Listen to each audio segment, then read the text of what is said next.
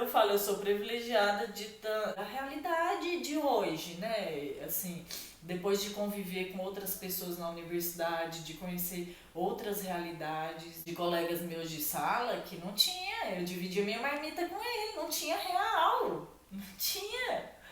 Eu nasci no Pará, aí eu morei no Piauí, aí eu fui pro Pernambuco. Aí do Pernambuco eu vim aqui pra Ilha Solteira. De Ilha Solteira eu fui pra Campo Grande e retornei novamente à Ilha Solteira. Então eu conheci muita gente. Eu conheci muita gente e foi através dessas pessoas que eu fui me moldando, né? Porque eu falo, a gente é produto do meio. A vida é muito louca, né?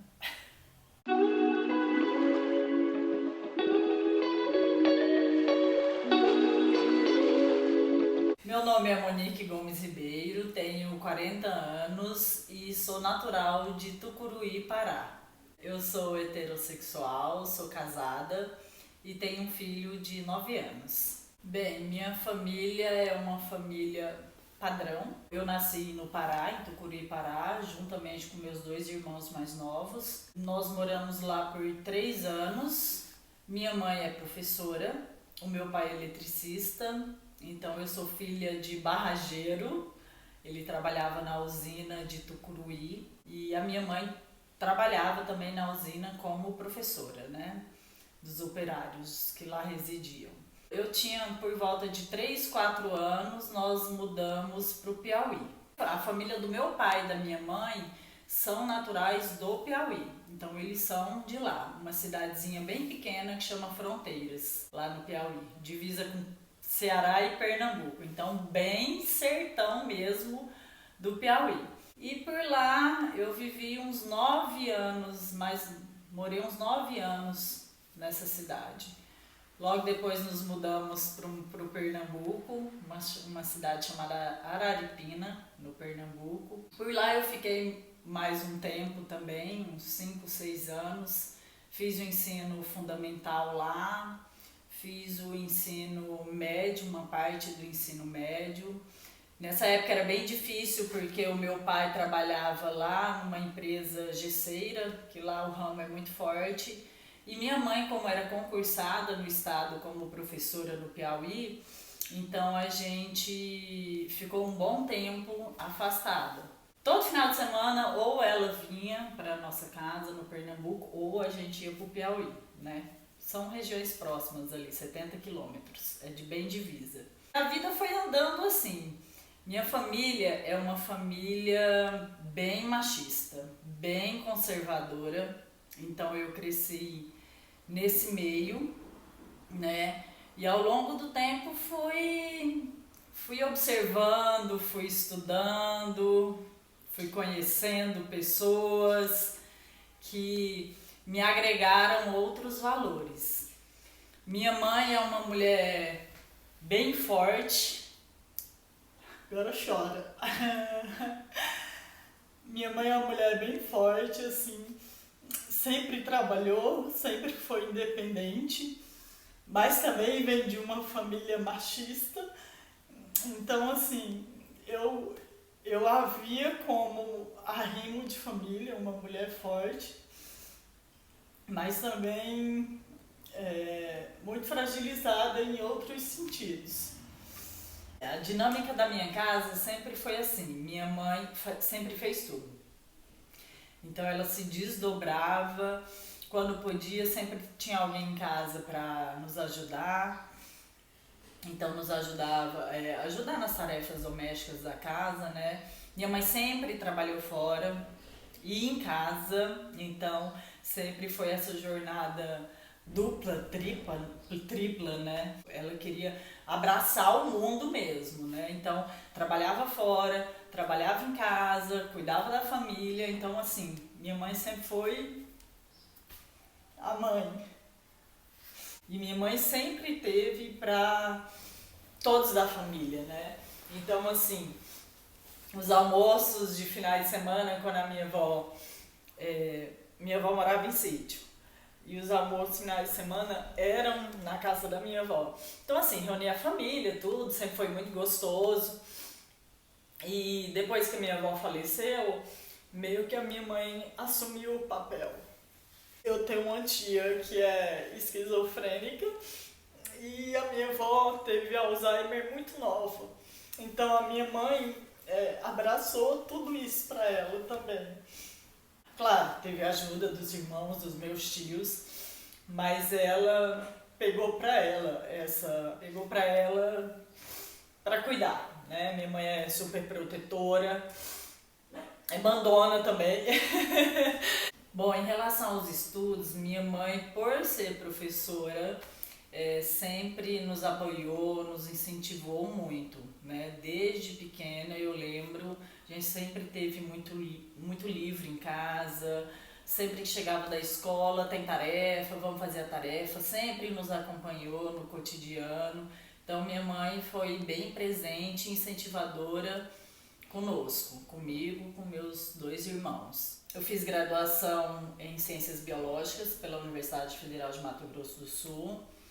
Depois fiz uma pós pela Federal Técnica do Paraná, Educação de Jovens e Adultos. A minha graduação foi bem tranquila, eu tive escolha, eu pude escolher o curso que eu quis. No início, né, com 16, 17 anos, a gente tem muitas dúvidas, né, o que a gente quer fazer. E eu falo, o exemplo dentro de casa é muito forte na nossa vida.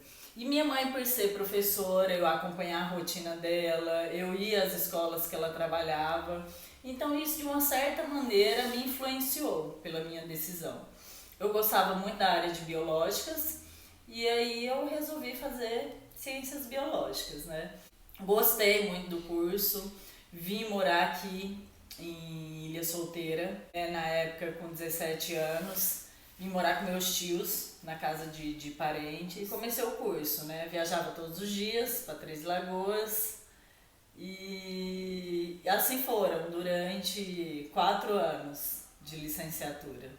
E aí quando eu formei, surgiu uma oportunidade de ir para Campo Grande, Mato Grosso do Sul, e assim eu fiz. Em Campo Grande eu trabalhei na rede pública, né, de ensino no município e no estado.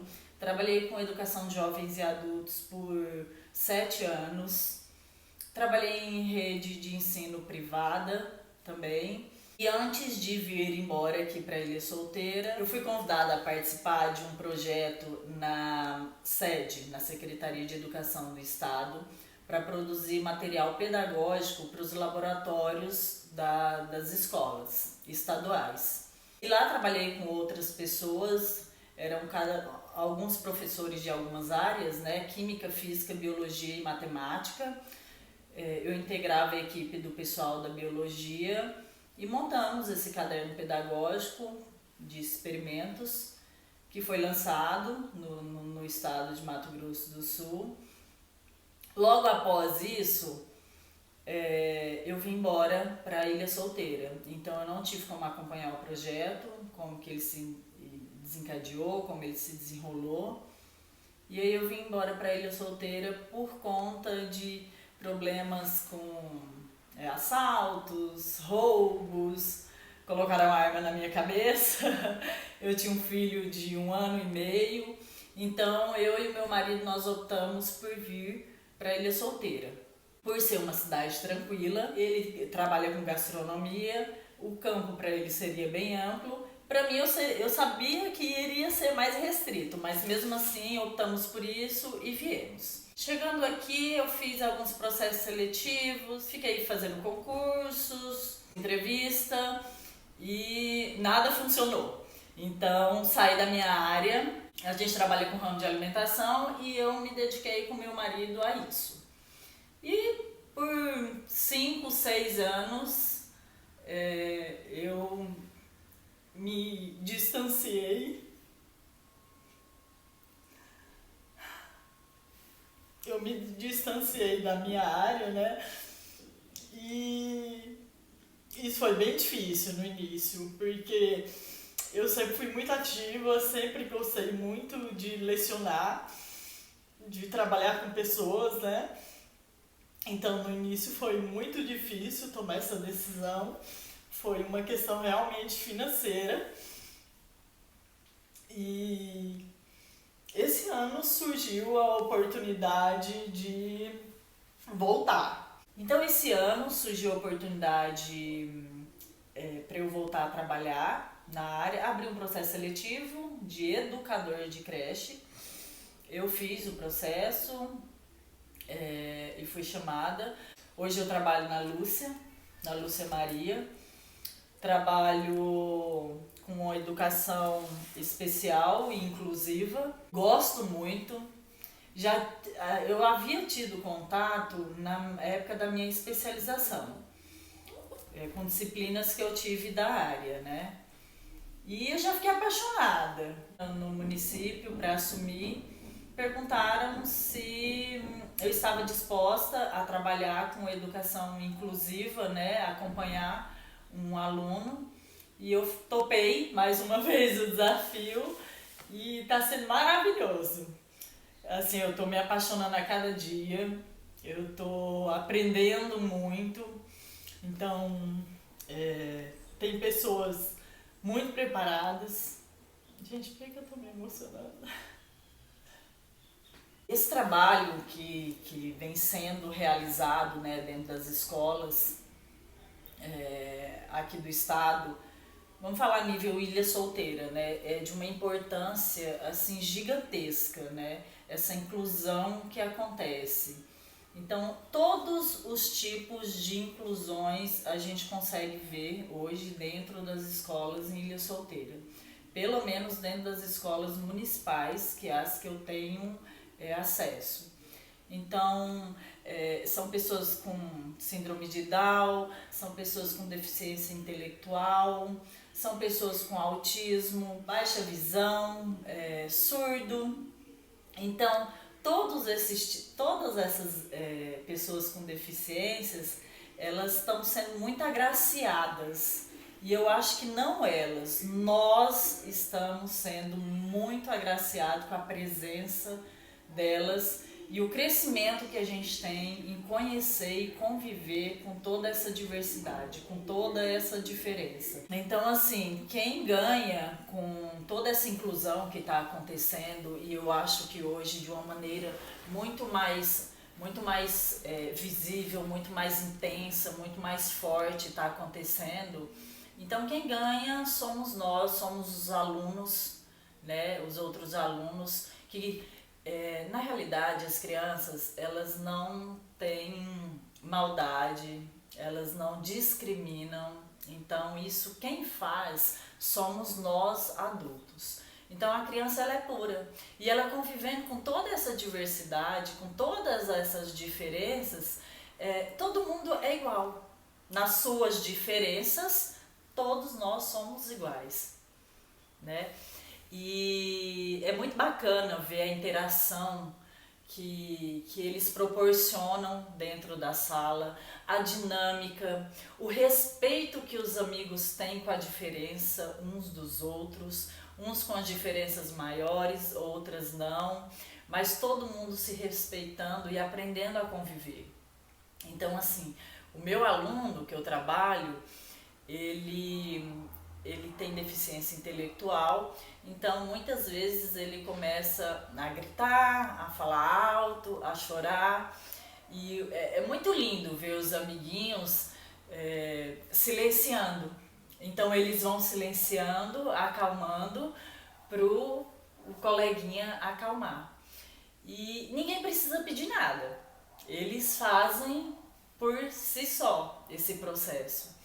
Quando o autista também começa a chorar, começa a se desregular, né, que a gente fala, acontece o mesmo processo. Então é muito bonito ver isso neles, né?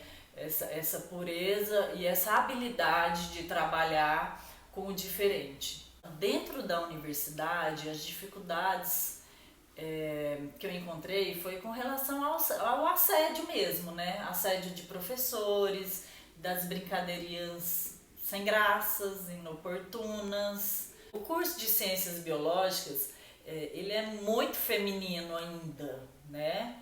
Então, assim, na minha turma eram 30, tinha 3 homens. E a gente sofria muito com assédio dos professores. Isso ocorria frequentemente. Então, em corredores, em cantina, com piadinhas sem graça, em festas, professores que já chegaram até mim para mim beijar à força.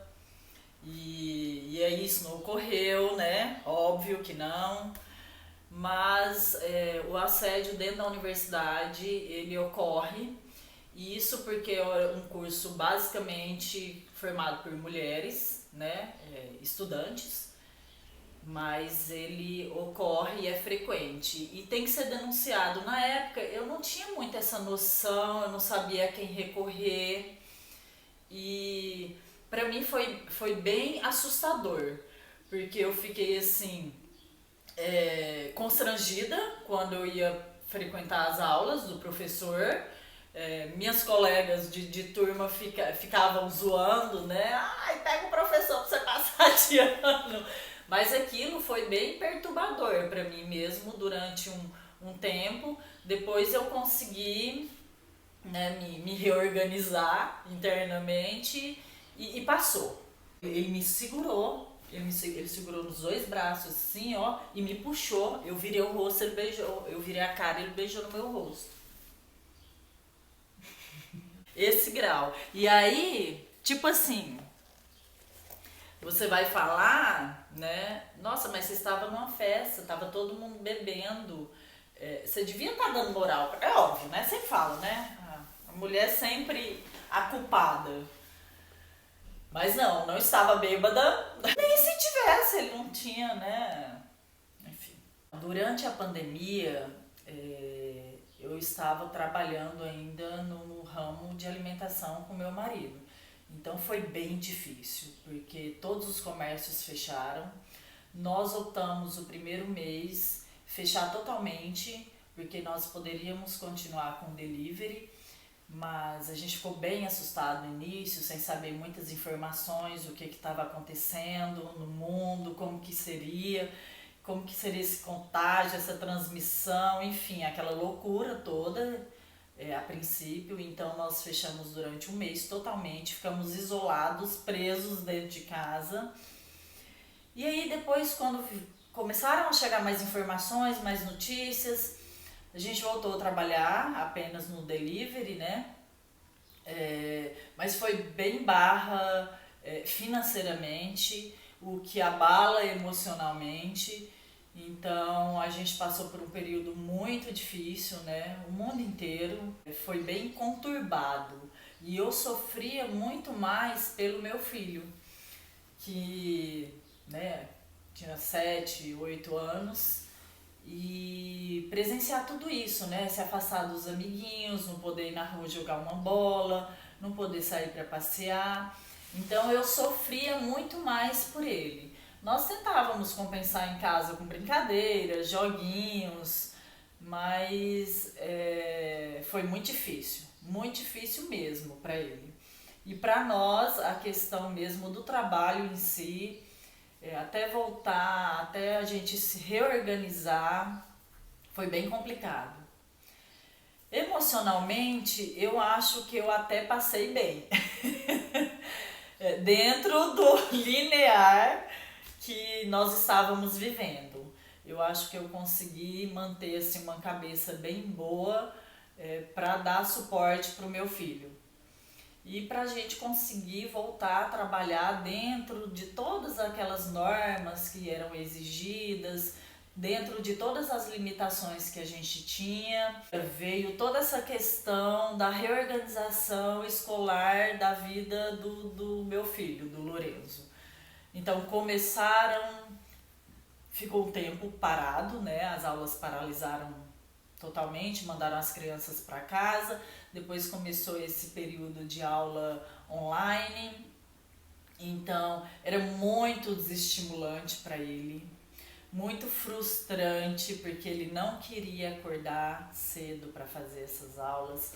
Ele não tinha interesse no que a professora queria passar para ele.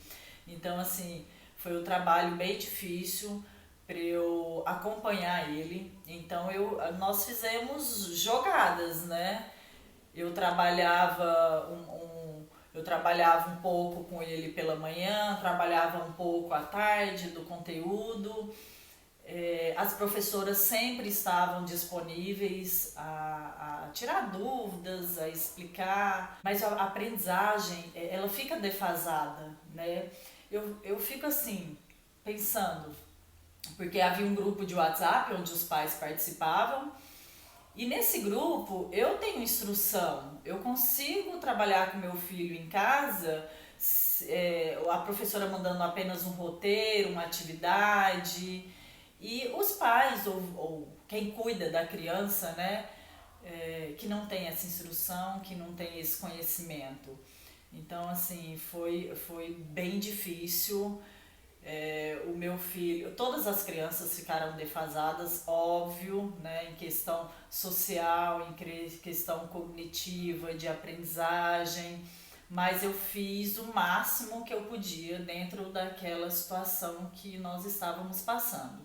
E aí, quando a pandemia foi diminuindo, né, que as coisas começaram a voltar ao normal, que os comércios começaram a reabrir, o nosso comércio voltou presencial, né? A gente tinha algumas limitações, mesas distanciadas, enfim, seguindo todas as normas. Voltamos muito felizes, né? Meu filho, quando ficou sabendo que as aulas iam iniciar, dava pulo de alegria, porque muito tempo sem contato com amigos, sem contato com a escola, com o ambiente escolar. Então ele ficou muito feliz. Ele foi para a escola a primeira semana assim, radiante. Mamãe, porque foi aos poucos, né? Então eles ficaram até um certo horário, a primeira quinzena, depois voltaram, e aí ia aumentando o horário de permanência deles na escola ao longo do tempo. E foi bem bacana essa volta. Nós ficamos bem felizes, bem satisfeitos mesmo. A escola aqui deu um suporte muito grande em questão a tudo, né? Máscara, gel, distanciamento. A gente foi muito bem orientado. O trabalho, a gente voltou para o nosso trabalho, né? Porque eu estava no ramo de alimentação com meu marido. Nossa, você via a felicidade na cara das pessoas quando elas sentavam para pedir um lanche, elas sentavam para comer ali presencialmente. Então, ter esse retorno, esse contato foi muito gratificante, né? As pessoas ainda estavam com medo, ainda estavam apreensivas, né? Com essa volta, se realmente ia manter ou se iria vir uma nova onda ou não, mas elas estavam muito felizes e nós mais felizes ainda, né? Porque foi um período muito difícil financeiramente, a gente vendendo só no delivery, o nosso público é bem presencial também e a gente ficou bem feliz mesmo com essa volta. Quando eu voltei a trabalhar na escola, era um misto de medo com alegria, era muita emoção junta, assim, porque assim, as crianças estavam felizes, eles não têm a dimensão, né, do que a gente passou, essa dimensão nós adultos temos, né, eles não têm, mas eles ficavam muito felizes, você viu o brilho no olho de estar com o coleguinha, mesmo que distante, com as carteiras distantes, mesmo sem o toque no início. Então a felicidade deles era visível. A nossa também, mas ao mesmo tempo a preocupação do que aquilo iria desencadear mais para frente. Mas hoje, assim, o que eu percebo? A pandemia foi um baque muito grande no atraso do conhecimento, da educação dessas crianças. Então, hoje eu trabalho com uma turma de terceiro ano e eu vejo o quanto que essa turma foi afetada, porque eles ficaram o primeiro aninho e o segundo ano tendo aulas online, por videochamada, sem o contato, sem a presença, uma hora que é primordial para eles terem esse contato físico mesmo, né, com o professor, com os coleguinhas. Então eles perderam muito, né? Esses alunos de séries iniciais, eu acho que foram os que mais perderam, foram eles. Então a gente tem crianças que chegaram no terceiro ano muito infantilizadas, com muito toque, abraço, né? Crianças que não sabem, não reconhecem as letras, não reconhecem o alfabeto, enfim. A defasagem foi imensa, né? O que vai demorar para compensar essa defasagem. Então nós como educadores estamos acelerando, correndo atrás para fazer o melhor para esses alunos. Para as mulheres que estão entrando na universidade, estão buscando, né? Não desistam, não é fácil, vai ter vários empecilhos financeiros, amorosos, de assédios mesmo, né, dentro das universidades, fora da universidade também. Nossa sociedade é uma sociedade muito machista ainda, que discrimina muito, que julga, e nós como mulheres não podemos desistir, né? Não vamos desistir por conta de hoje eu creio que venha a ser minoria. Eu quero que seja minoria, né? Essas pessoas que ainda nos julgam tanto como sexo frágil, que não somos mesmo, nem como mulheres, nem como mães, nem como estudiosas, nem como educadoras. Não somos, né? Somos sensíveis, é diferente, mas não somos frágeis. Eu aprendi muito com todas as mulheres que passaram pela minha vida, que eu tenho muito orgulho, que eu me espelho, né? Algumas coisas eu me espelho, outras coisas eu descarto. E como eu cresci nesse meio machista, eu fui machista muito tempo, sem perceber, né? Porque a gente tem atitudes, falas que a gente aprende em casa, né? E acaba repassando essas falas até você perceber que não é isso, que não é dessa maneira, até você conhecer pessoas que você fala, nossa, eu acho que essa mulher é mais bacana do que aquela outra mulher. E foi isso. Minha construção como mulher de me libertar, né, desse machismo entranhado. Eu não sei se eu estou liberta totalmente, mas eu busco me espelhar muito em mulheres do cotidiano mesmo, que eu encontro, que eu conheço, que eu converso. Na minha jornada como profissional, encontrei bastante pessoas em amizades, e a gente vai selecionando, né? Não, essa eu quero pra mim. Essa aqui ela pode ficar aí, mas ela não me agrega, e ela não quer compartilhar do mesmo pensamento que eu. E tá tudo bem, porque todo mundo tem seu tempo, né? Todo mundo tem seu tempo de se descobrir, de crescer. Nossa, e a pessoa chora, né?